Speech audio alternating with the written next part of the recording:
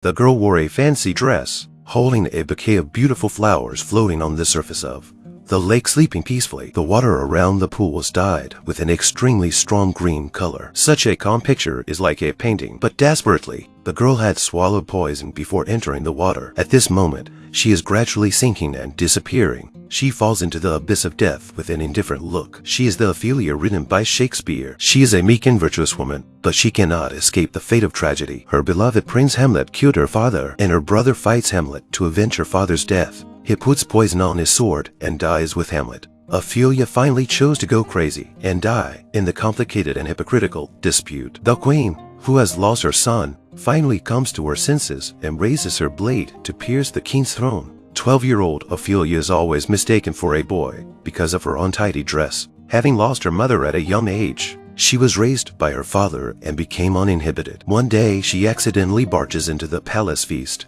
and sees 15-year-old Hamlet being verbally humiliated by his uncle. Ophelia, who is naive enough to speak up for the prince, is also found hiding under the table. Fortunately, her father appeared in time to save her from being punished, but the queen was amazed by Ophelia's beauty from the first moment she saw her. The queen announced that Ophelia would be her lady-in-waiting from now on. Ophelia was then taken into the queen's court. A basin of hot water washed her clean. Her messy hair was quickly smoothed, and she was dressed in a nice, clean dress. After a few years, Ophelia grew up to be very beautiful and became the queen's most powerful lady-in-waiting. But Ophelia, who wanted to be free, was not used to the confines of the palace. She often went to the lake alone to play and walked into the lake with White Lotus to feel the freedom of breathing. But Ophelia, who did not belong to the group, was always ostracized by the other maids. They talked about Ophelia's commoner status behind her back and teased her for smelling like dirt. The queen was well aware of Ophelia's situation and took extra care of her. The queen asks why these girls are bullying Ophelia. Ophelia said it was because of her lowly background. When the queen learned that Ophelia could read, she kept her to read to her, and the erotic descriptions in the book gradually ignited Ophelia's desire. One day, she comes to the lake to relax, and Prince Hamlet appears unexpectedly. The young girl is playing in the water when the prince suddenly appears. The girl, soaked to the skin, hid in the water and dared not come out. The prince stood on the shore and watched her and did not want to leave. Ophelia said the prince's heart has two voices struggling, one mean and one noble. The young girl tested him and then step after step out of the water. When she saw the prince and his squire accidentally fall into the water, Ophelia took the opportunity to escape. However, Prince Hamlet soon found her again. At that moment, the queen dragged him away to admire the frescoes. The prince said that the woman in the painting was too old, but the attendant said that she was depicted in the queen's likeness. However, the prince's words broke the queen's heart. The queen hid herself in a corner to hide her sadness and vulnerability. At that moment, Hamlet's uncle came up to comfort her. Their intimate actions were seen by Ophelia outside the wall. Hamlet is then provoked by her uncle in public. The uncle knocked Hamlet down in front of the crowd. The queen gave Claudius the silk scarf as a prize, and the intimacy between the two of them is seen by the king in the distance. The evening ball is attended by all in costume. Hamlet walks through the crowd to find Ophelia, who is left alone in the corner, and it takes her hand and dances with her. Ophelia is aware of her lowly status. She repeatedly reminds the prince not to toy with her, but the prince boldly kissed her in the gentle moonlight. Ophelia kept the sweetness of the moment well. However, the next morning, she learned that Hamlet is leaving to study in another country. Ophelia felt that she had been fooled and became angry with the prince, so she didn't go to see Hamlet off when he was leaving. However, when the prince came back again, the place had changed dramatically. The king was bitten by a poisonous snake in the garden and died. The king's brother succeeded to the throne, and Claudius married his sister-in-law to become the new queen. When Hamlet first returns to see his mother and uncle getting married, he scolded his uncle Claudius for seducing women to get to the throne. Claudius, however, scolds Hamlet for forgetting how to speak to the king. Claudius is the king at this time, and his mother steps back at this point to make her position clear. Hamlet was struggling badly, but it seemed that he had no choice but to compromise and kneel down and bow to the king.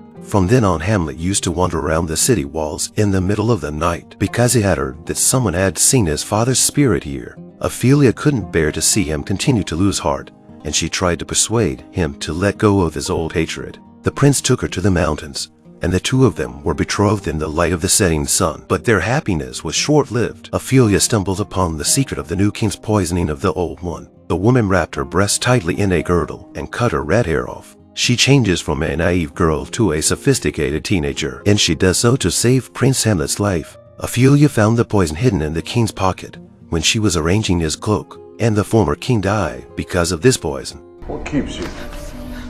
Ophelia plays it cool and hides the poison behind her back, but the king realizes her relationship with Hamlet through the ring she has hanging on her chest. The king locked Ophelia and Hamlet together in order to verify the rumors that the prince was crazy. He then stood in the doorway and watched quietly. Ophelia approaches the prince and tells him that someone is spying on him. She then tells him the truth about the poisoning of his father by his uncle. Hamlet suppresses his anger and plays it cool. The two of them put on a play together in the hall. The prince began to play the madman for revenge. He arranged for a rehearsal of the play and enacted the story of his father's poisoning. Claudius looked at the familiar plot and paled. He ordered to turn on the lights and end the show immediately. The people around him also saw the problem. However, as Hamlet prepares to draw his sword for revenge, he is stopped by the woman he loves. Hamlet's assassination failed. He sneaked into the queen's chambers and stabbed the man hiding behind the curtain. But he didn't realize that it was Ophelia's father. A rift between the poor lovers is created that cannot be healed.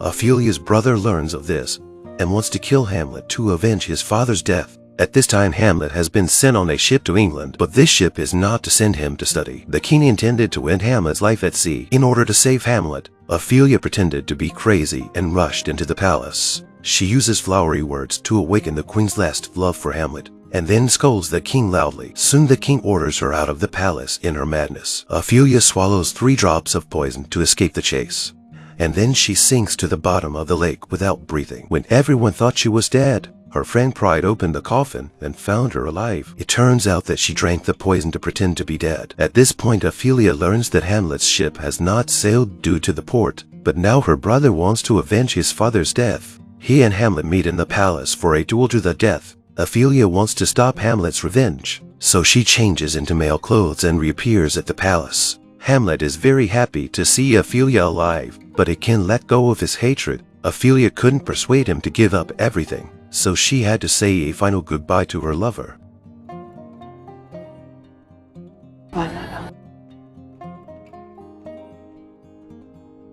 Farewell, my love. They both embarked on different choices for each other at this moment. The two people involved in the duel eventually died under the king's trickery, under the other's poisoned sword. Until the end, Hamlet could not achieve his revenge, and the queen now looks at her lost son and wakes up. She raises her sword and stabs the king's throne. Then she drinks the poison and leaves the world after her son. In the end, Ophelia did not let herself get lost in hatred, but chose to leave her lover and escape the castle full of heartbreak to start a new life.